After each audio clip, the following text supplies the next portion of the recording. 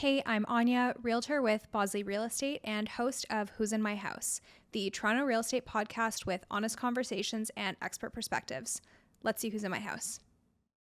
Today we have my friend and real estate lawyer Chris back for the first time in the basement. Hello, yes. Welcome to the new space. Well, not that new, but new for you. Yeah, I've actually never seen the basement in general, and I like the setup. It's really nice. Yeah, I guess that's true. Anyways, we wanted to have you back because real estate has been very complicated lately. Yep. And you and I have spent a lot of time talking about it. So I thought we could just dive into what we're seeing, how we're overcoming all of these obstacles, and what ways you and I can protect our clients so that they're not getting screwed. Yeah, for sure. Just to kind of start, we know that not every real estate transaction is straightforward. There are so many different things that can go wrong. So why don't we just start? What are some common red flags you would see? Yeah, so I think it's kind of important to think about where we are and not as a realtor, but just in general as an observer of this, where we are in the market, right? Yeah. The types of closings that are coming through my desk, at least now, aren't your standard kind of condo sales or home sales. Yeah. A lot of it is because, and again, I'm not a realtor, so you can tell me if I'm wrong on this, but a lot of people don't want to necessarily sell their homes right now because the market's not that great. Mm-hmm. And there's a lot of people that are selling homes, they're either in a position because of financial reasons, or it's a type of property or a unique kind of set of circumstances that lead to it. So you're going to lead to more unique transactions. I don't know if that's true, if you think that. Yeah, we even have experienced this together where just immediate red flag is when we're looking at properties that were purchased in the last 5 or 6 years since the pandemic, which before we started rolling, we determined was 6 years ago, which is just absolutely insane. But for specific property types and areas, prices have come down enough that it is possible someone is selling for less than their mortgage balance. Yeah. And we ran into that and had to have a conversation about what that looks like. So on your end, let's use that as the first example of a complicated transaction. That the seller is the property is going to sell for less than what the mortgage balance is, not what they bought for, but what they owe to the bank. So there's two scenarios in this. The best scenario is essentially like they have enough money saved up that they can make up for the balance. Yeah. So when they sell the place, they're selling it to you as a normal sale. Mm-hmm. They have to provide proof that they're going to discharge or they have discharged the mortgage before it actually closes. Yeah. So what would happen is we would, if I'm acting for the buyer, the buyer's funds would go to the seller's lawyer. The seller's lawyer would then have to have proof that that money has been paid off to the mortgage before the deal can close. Mm-hmm. And then whatever money, however they get their money to pay off that balance, that's on them. That's the best case scenario.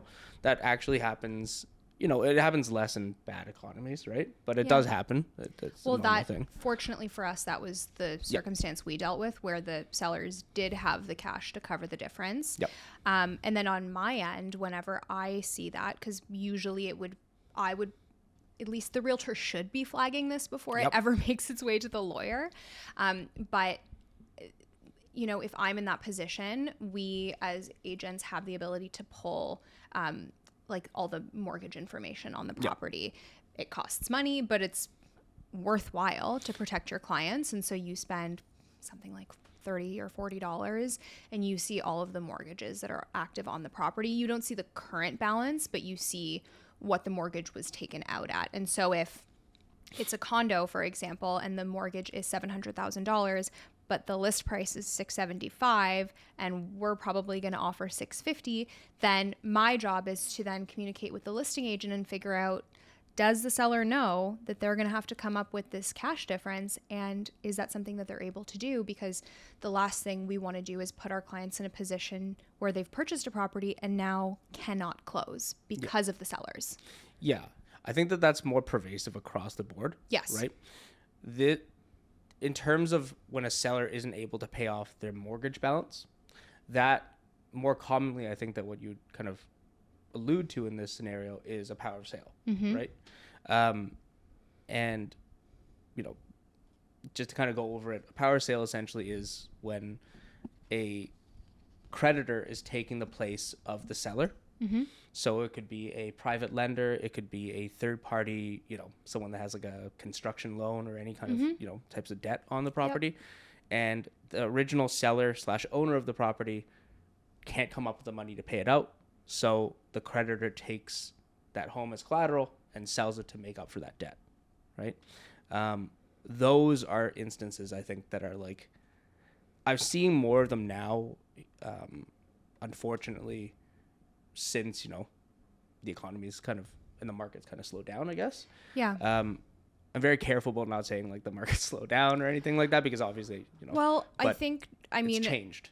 The landscape has changed, and a lot of people were over leveraging themselves because borrowing money was cheaper.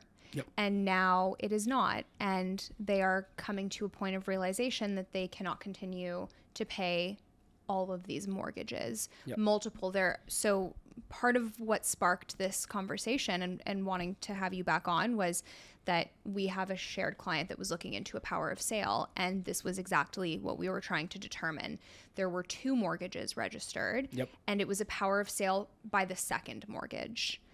And the property was clearly over leveraged, and so you and I were trying to determine how we could protect the client.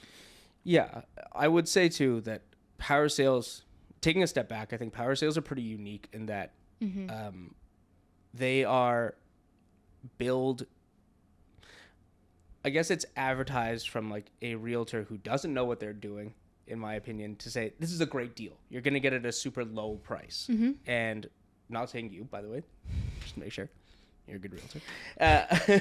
We don't even have to, I mean, we don't even have to say realtors. We can just say there seems to be a common misconception or a myth that power of sales are where you go if you want to find a good deal. But that is actually legally incorrect. It is, it's not a good deal. It's priced so that the creditor who has possession of the home and is selling it is able to make back some or all of that debt outstanding. The problem with that is that usually what happens is, because the creditor who's selling the place, they don't have any knowledge of the property. It could be a complete dump inside, right? Things are broken. There's other debts that may be, you know, second, loans. First.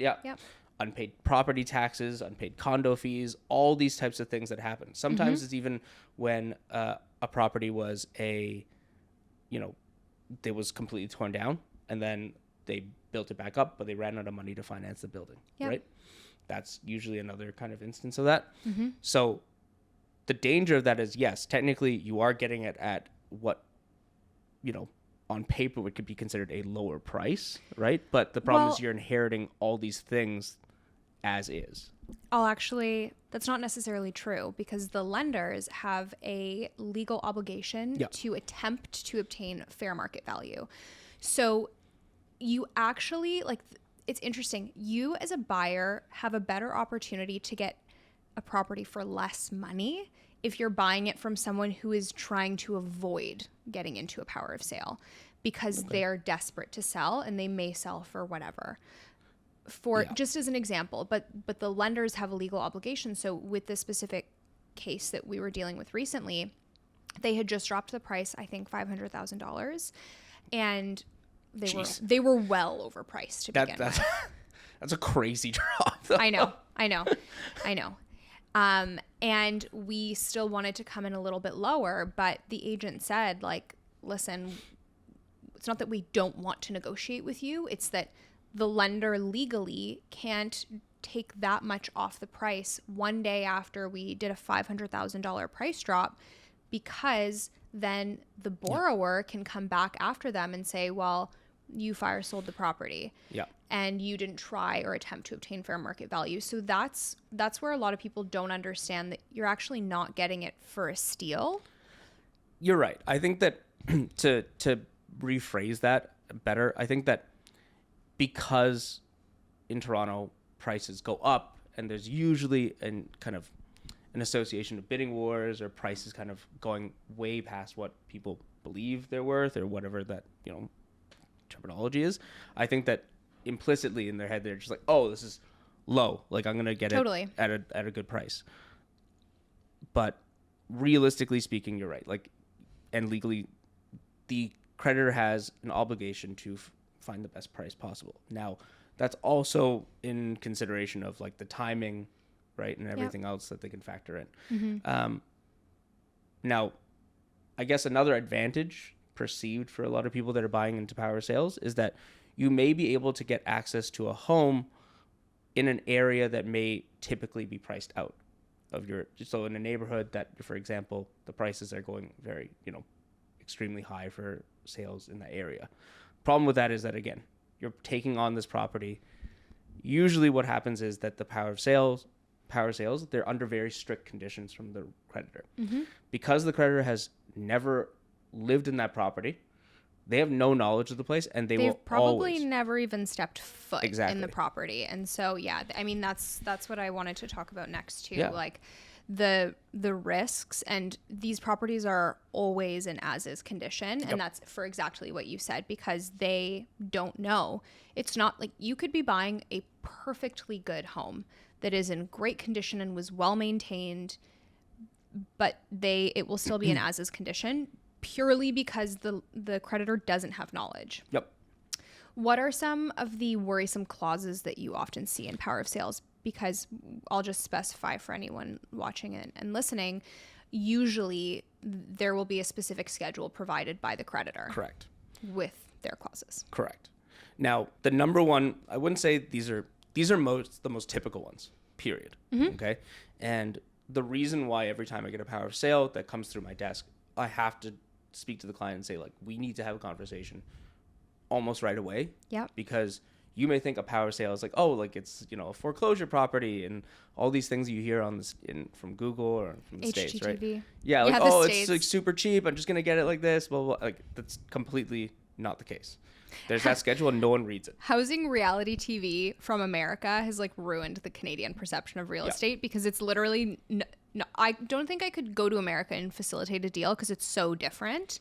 Yet that's what we watch on TV. So then people are like, what's escrow? And I'm like, what it is here is not what it is in America. I think it's also because in Canada, each province has different ways of closing, and there's different and within different jurisdictions, right? So there's different kind of customs or kind of industry standards. Like I think in either BC or Alberta, you don't need a lawyer. It's just a notary. BC you don't. BC you have an option of using a notary, from my understanding, and then something like that. Anyways, we got off topic. Anyways.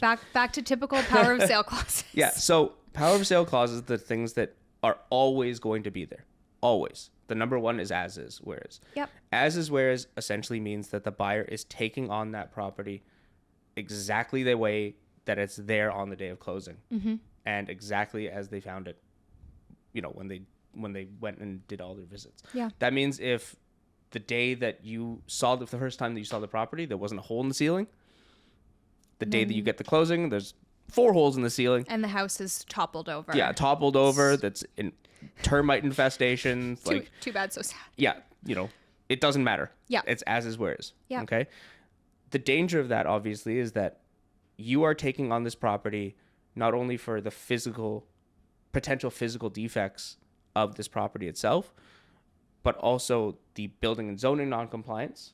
So if the seller or the previous owner has done kind of renovations that aren't bylaw compliant, there's open permits, you're taking on all that responsibility. And that was ultimately why we pulled our offer on that house that we've referenced a couple of times, because I did some further digging and they had just done a huge reno, and that was part of why they ran out of money. But a bunch of the permits were still showing as open.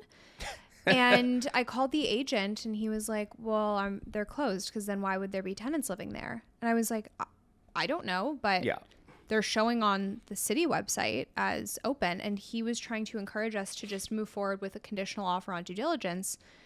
And I'm like, right, but that's still risky. And so, I mean, you know, you don't know what you're going to walk into, and you might, I mean, it, like this, for example, was I think it was a five or 6 units. That's a crazy amount, by the way. When I remember hearing, like when you told me about that deal, and then I asked the client how many units are tenanted in there, given the size of that lot, I was like, my jaw dropped, because that is not, that's way too many units for the size of the home, in my view, to make it.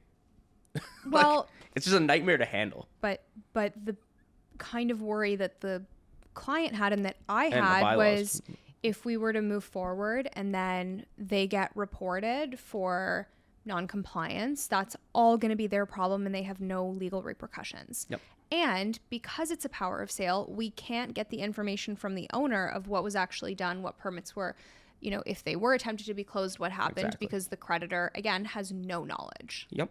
Yeah. And like, that's the number one thing I tell clients too, is that you're not just inheriting, look, appliances, you know, shoddy workmanship for like the floors or whatever, that stuff generally you can get a repairman to fix, right? But when it comes to permits, that's a totally different scenario that costs way more money than you usually expect it to, right? The other thing that I would say is that because there's a potential for these permits and the seller's washing their hands of it, if you're getting a mortgage to buy this property, chances are the mortgage lender is going to do their own due diligence on the back end, and they may pull out of the deal. Yeah. At that point, you're stuck, maybe potentially losing your deposit and having the deal collapse, right? So that's another thing. If you're moving into the place, you're definitely not going to be able to move in, chances are. Yeah, with the typical close, right? Yeah. The other kind of clauses that I think are always there are, if for whatever reason the original owner is able to pay off that debt to the creditor, the deal is dead. Yeah.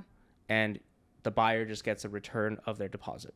Yeah. Now, imagine that your offer is accepted. You spent 3 months waiting for this property. You've paid lawyer fees, all that stuff. You know, the original owner is able to come up with funds, pay off that debt, or put the loan back in good standing. You've wasted all that time plus legal fees to do absolutely nothing. And the creditor and the seller have no responsibility for it. Yep, totally. That's another thing. Another one is if there's any pending litigation. So if someone, for example, let's say there's another creditor, either in the first position or behind that, and the original owner sues the creditor for whatever reason, that potentially can stall the deal. Yeah. And they sometimes include a clause in there saying, hey, we're not responsible, we can just terminate the deal. So there's always this limbo area of where you contract in and contract out, right? Yeah. Most of the times, creditors, depending on how sophisticated they are, so if they're banks, like the big 5 banks, like if it's they have standard Scotiabank, for example. They have standard power of sale clauses that, look, no one can really negotiate out of, right? Like you no matter how wealthy you are, you can't negotiate out of those. For, private lenders, there's construction loans, things like that. Sometimes they'll get just a lawyer like me, or, another lawyer or a smaller firm to draft up power of sale terms. And sometimes you have some negotiation on those and you can push back. But again, you're dealing with a lot of unknown variables that are moving parts. Yeah. Because even if someone drafts those terms, if the original owner, let's say, puts a legal action forward, that might throw a wrench in everything on the back end for you. If you have a mortgage going, the mortgage lender might go, I don't really want to deal with this kind of a thing, and pull out, right? So those are kind of the risks that I see for, that I advise clients right away for power sales. Yeah, I think just all in all, I mean, power of sales are very risky for every reason that we've talked about and more. Yep.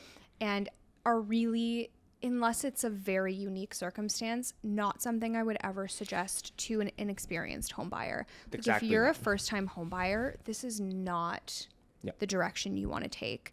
And same thing, you know, our client is an investor, but they're still relatively new to investing. They don't have it's not a company with a massive portfolio that has the funds and the bandwidth to deal with a complicated deal like this. It's just one person, and it's a lot to take on. Kind of similarly to power of sales, mostly with respect to the as-is clause, we have estate sales. Yes, estate sales. Can we talk a little bit about those? Yes. So estate sales actually are, I was thinking about this a little bit more last night in preparation for this, and kind of going over, you know, how often estate sales happen. And they're actually quite common for the most part. I wouldn't say they're as risky, but there are things there that you need to consider. Yes. So estate sales, for those who are kind of aware, estate sales basically means that the owner or one of the owners has passed away, and that ownership has now gone to the deceased estate to manage.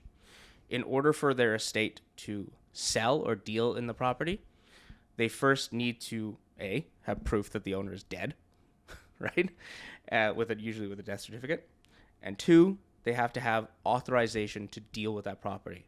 And they need what would colloquially be termed probate, is legally called a certificate of estate trustee. Right. The estate basically has to have a representative apply. The estate has to say yes to it. The court then certifies them to say, hey, you're allowed to deal in the deceased property and sell their assets in accordance with, you know, paying out the beneficiaries, right? Yeah, and probate can cause a huge delay as well. Yes. I mean, more so during the pandemic when things were slowing down. Yeah, I remember you had that client. I sure did. Yes, I had a deal where we had to push closing by quite a bit. We had a clause in the original offer that allowed, so let's backtrack. Yeah. I'll just explain the situation. I was representing the seller, and at the time we listed the property, it was a power of attorney. The owner was still alive, but was very sick, and so they had their power of attorney handle it. But in the process of the listing, while we were active, they had passed away. And so it then shifted to an estate sale.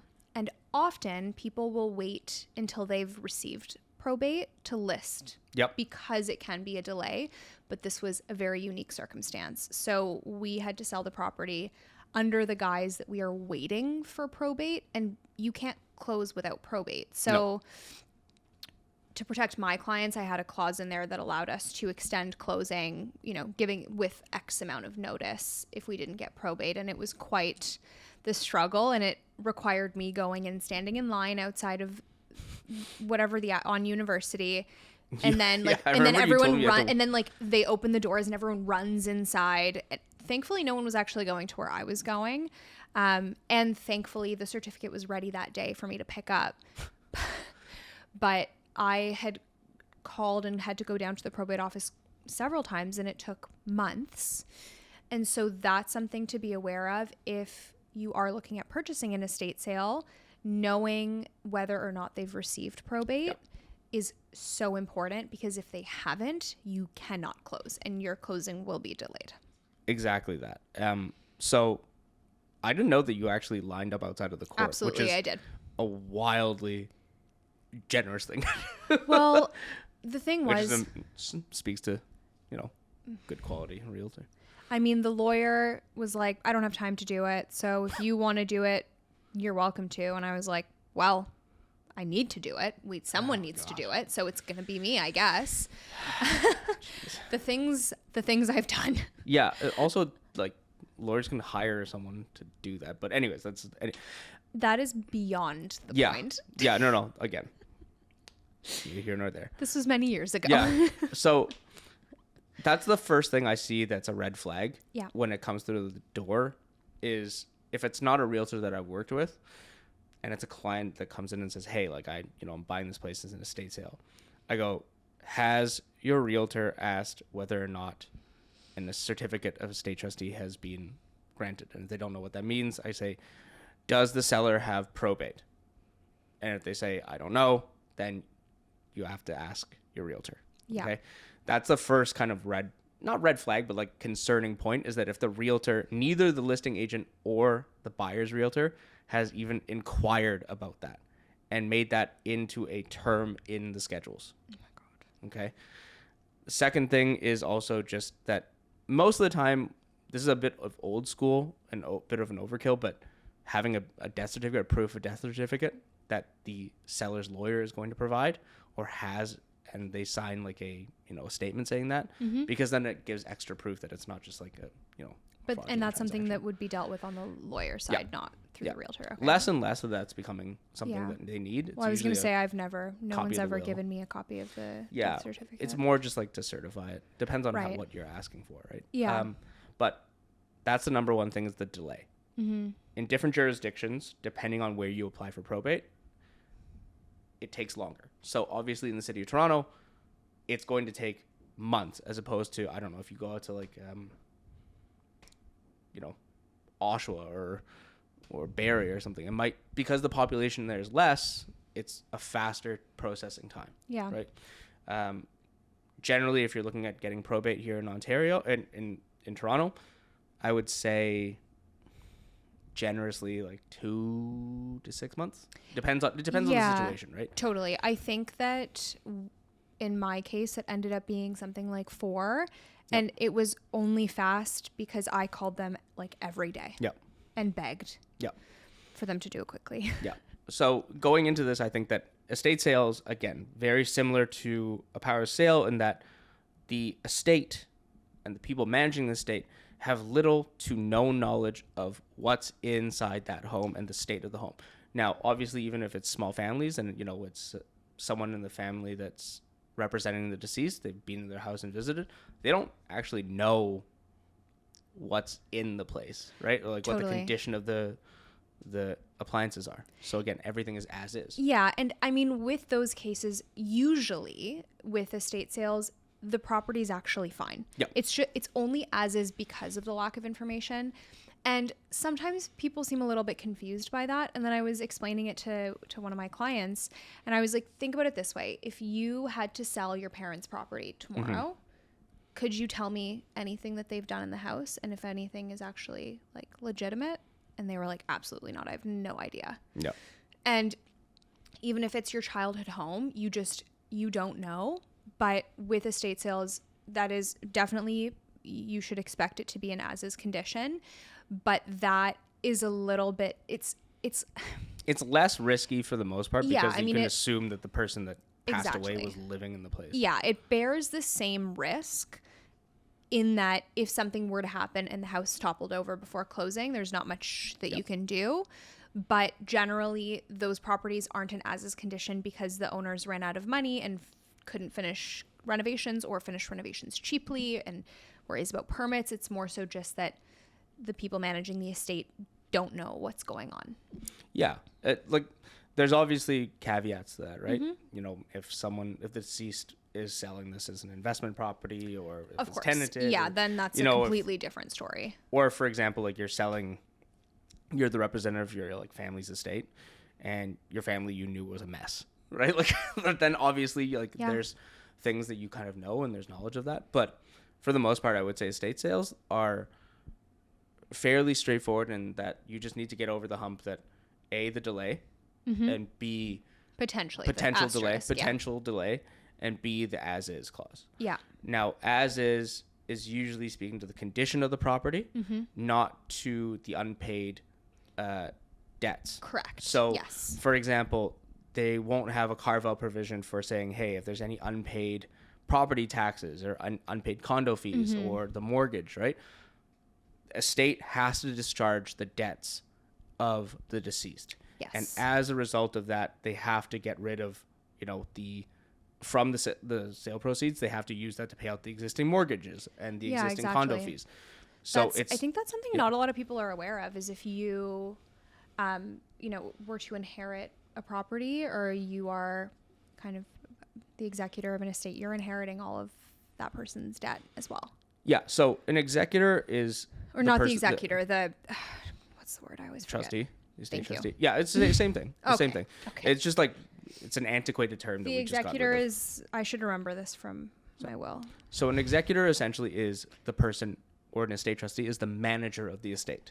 He or she is the person that takes possession of all the assets and then pays out the debts, pays out, the gifts to the people under the will, under the deceased wishes. And then from that, he pays out, like they liquidate the assets to pay out the fund, everyone else, right? Yeah, and sometimes the executor doesn't have to be a family member or something. No. Sometimes they'll have a third party, like a lawyer, act as the executor, so that there's someone impartial, right? So I always tell clients that if they have an executor, you need to tell them this ahead of time, that being an executor is not a privilege, it is a burden. For sure. Okay? It is not. No one proudly states to someone, I am the executor. Like that, you've never heard anyone say that, right? Yeah. Like, so it's a very different kind of set of circumstances. Yeah, I laugh because I can't imagine how you would not tell someone that. Like that's, you'd be surprised. I believe it, but just insane. It's because a lot of especially like, people in past generations, they just assumed like, oh, like Sally's always been really reliable. Sally will do it. And you're like, have you ever spoken to Sally for the past 5 years? And like, no, I remember seeing them at a family reunion. Like they were really kind, like, right? Yeah. So that happens. But estate sales, again, I think estate sales are suitable for first-time home buyers in that totally, as long as you understand the as is where is, and you're aware that there could be problems that you need to fix. They're more on the cosmetic, I would say, side. Yeah, it's usually kind of like buying your grandma's house. Exactly. That's a little bit, more suitable. Power sales, though, I'd say if you're a first-time home buyer and and as a first-time home buyer, the assumption is that you're going to live in the property. It is infinitely more difficult to deal with. Even if you're not going to live in the property and you're a first-time investor, please don't. So I actually have a funny story for you about this, or an interesting story about it. Okay. So a power sale, going back to this, I had a client who's an investor, and they do purchase power sales every now and then. Now, essentially they renovate the place, make it nice, and then they either sell it or rent it out to people. They had a power sale and there was a bunch of debt on the property. Take possession of the place. And when they went in there, everything was left inside. Like everything. The assumption was that the original owner who was living there at the time was going to leave and take whatever they could out. There was just chairs, furniture, everything, mattresses, like you name it. And like dishes were piled up. So like clearly this person didn't pay their debts and wasn't the most responsible. Like you can kind of see it. Yeah. But what happened was after closing, they still came back a couple of times and my client was like, okay, fine. Like I want you to take your stuff and, I want to be a decent person. What had happened was that they had actually had access to the mail key and the front door key. And one day when my client was there doing some renos, this person just shows up and opens the door. Well, this is just a reminder that you should always be changing the locks after you move in, no matter whether it's a power of sale or not. And the thing is they had access to the mail key, which is like the communal area. And if it's a condo, you can't just change the keys and the locks. Of course. But this kind of goes to show, like, when you buy a power of sale, I don't want to make the generalization of this, but chances are if there's an issue of someone not being able to pay their debts, right? There is more of a chance that there's, a possibility that there's tension between the creditor and the original owner, and you're kind of thrown in the middle of that. Yeah, and totally. You don't want to have that happen. It's stressful, and buying a home, especially if you're Yep. not a seasoned purchaser, Yep. is very emotional and stressful. And even in the most simple, typical transaction circumstances, it's still stressful because it's a lot. And then now you're throwing yourself into just like the tornado of real estate transactions. It's definitely not ideal for you. Yeah. I wouldn't encourage people to do power sales if they're first-time home buyers, but I'm also not actively discouraging them, if that makes sense. Like I would say like you just need to know what you're getting into so that you're tempering your stress levels to a certain degree. Yeah. Right. That's like, if you're going to get stressed, like understand why you're getting stressed is the best way to put it. So to wrap things up, let's talk about some typical issues that come up before closing. Sure. One of my standard clauses, and most agents' standard clauses with a purchase that is not in as-is condition, is where we say something along the lines of chattels and fixtures will be in good working order on closing. So appliances, for example, will be functioning as they should be, with the caveat that these are used appliances. Yep. They will not be perfect. We're not saying perfect brand new condition. They just need to be functioning as they need to function as they need to function. So oven needs to be able to preheat to a normal temperature and hold heat at that temperature. If the oven door is a little bit creaky, we will buy you some WD-40. But that's not something that you can make a claim out of. So you always give me a lot of crap for doing final buyer visits early enough to discover these issues early enough, because if we are doing the final visit the day before closing and something is wrong, that does not give us enough time to deal with it. So my general rule of thumb now is always doing the final visit about a week before closing, or like just over a week, but not less than a week, because I know that you would kill me. And if something comes up, like 8 times out of 10, the sellers and the seller's agent are like, no problem, we'll get it fixed before closing. Yep. But in the case where that doesn't happen. Yeah. So if the seller has a choice to either fix it or financially compensate for it, right? And it depends on the negotiation power between the buyers and the sellers. Yeah. But in essence, if the sellers can't, get a repair guy to fix this, they would either buy a new unit, like a new appliance, and replace it before closing, or they would financially compensate the buyer. Now, generally what that would look like is that they would adjust the sale price. So they would knock off, X amount for that replacement cost from the final purchase price that you had to submit to the buyer. Yeah. Right. So then that way you're, theoretically the buyer has saved, however X amount of money that they can now use to go and buy a Stove dishwasher or a stove or whatever. Yeah. And a really important piece to this is both parties being realistic and reasonable. Yep. Because I've seen on both ends of the spectrum where the buyer, like, it's a very minor issue that could probably be fixed with a $200 service call, and they demand the full value of the appliance. Yep.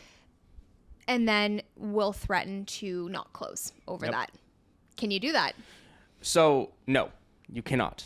Unless you are buying that specific property for that specific stove or specific item.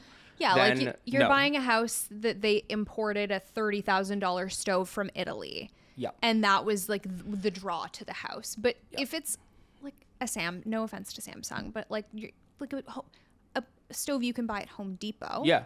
Yeah. You can't not close over it. You cannot, because that does not go to the heart of the closing. So again, if you're buying a unique property with like unique chattels and fixtures, like if you have a water fountain made of marble, or if you have like very expensive appliances that you can't get anywhere else. I don't know why you would want that, because if it breaks like the parts. Yeah, but just as an example. Yeah. Then you have to write that in as a reason for your purchase, for example. Yeah. But no, you cannot refuse closing for that reason. Yeah. And then on the flip side, if we are unable to get a repair done to something that isn't necessarily a replacement or service call, but is like an actual repair that needs to be done, sometimes we do a holdback. Yeah. Can you explain what that is? Yeah. So holdback essentially is that either the seller or the buyer will hold back X amount of money that's agreed between the seller and the buyer that will only get released to the seller once that particular issue is resolved. Right. Right.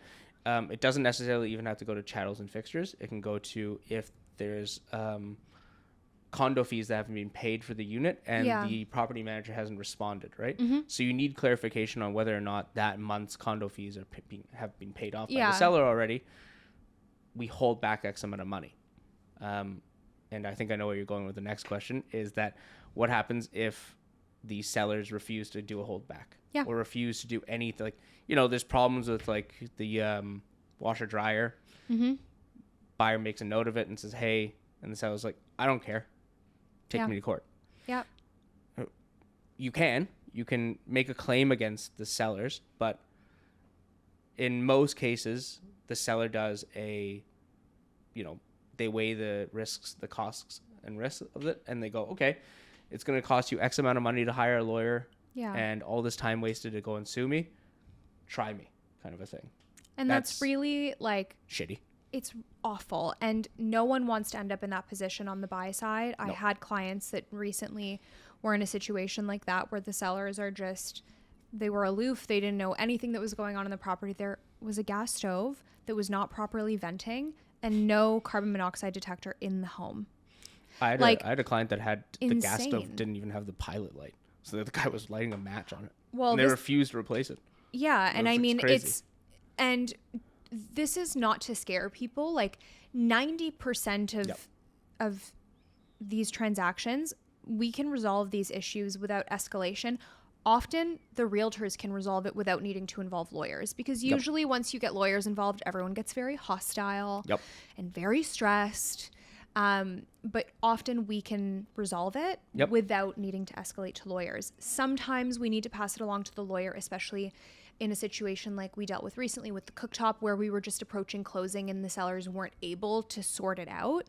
And so we passed it along to you, and thankfully they, in good faith, still made sure that it was working even after closing without a holdback. But there are some rare situations where you deal with a real jerk of a seller that wants to make your life hell. It's usually a combo too. I think it's a combo of the realtor, the seller, and their lawyer, kind of all on the same line of going, I want to do the bare minimum work. I don't care. I just want my money. And that really reflects badly on all parties. Totally. Because when I see that and I know that it's the same kind of like usual suspects, I make a note of that going forward, so that when like a deal comes through, I'm like, hey, like, just to give you a heads up, like, these guys are I've had X experience, like, not to badmouth them, but this is their position that they usually take. And so then, I mean, you can at least make recommendations on how you can better protect yourself. Exactly.